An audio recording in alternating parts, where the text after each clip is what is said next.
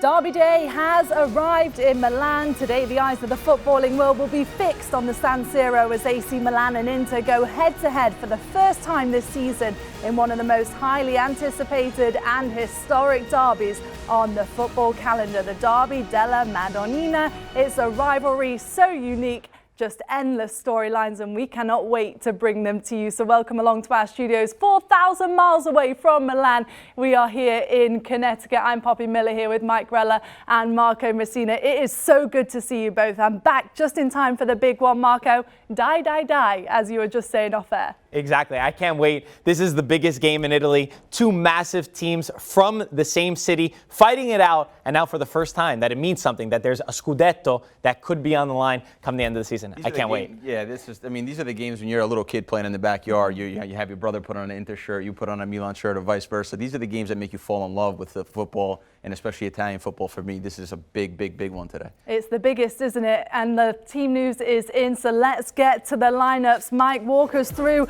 the starting 11 for Milan, who are the home side today. Yeah, with Milan today, we're going to have a 4-2-3-1.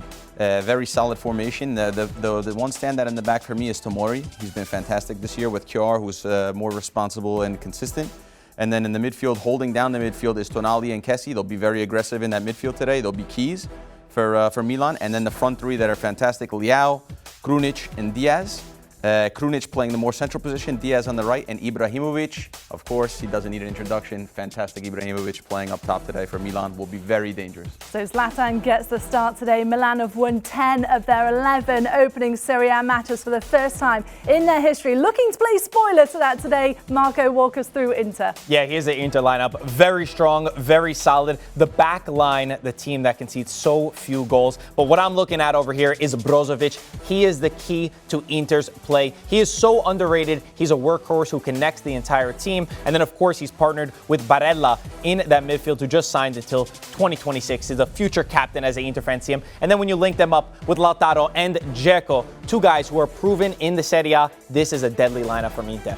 So a deadly lineup from Inter. That's the latest team news. But let's talk big picture here, though, Marco, because put into perspective what this derby means for the fans and the players and really for the families in Milan, because it completely divides them, doesn't it? It does. It's one of those games that, like I said, it's two massive teams from the same exact city. So oftentimes you get in the same family, a father and a daughter who are Inter fans, and then the mom and the son will be Milan fans. So there has to be a little bit of friendly rivalry. I love the tifos. It's always absolutely unbelievable to be able to see that. The best coaches, the best players have all played in this match. That's what makes this derby so special. Well, the atmosphere just looks absolutely incredible, doesn't it? And Mike, it's quite a unique situation in Italy, isn't it? That two teams, let alone two rivals, share the same stadium. Yeah. Does this add to the derby? I think it certainly does add to the derby, but it's very interesting that two teams with so much history still play in the same San Siro, but it also adds to the magic of this rivalry, I think. And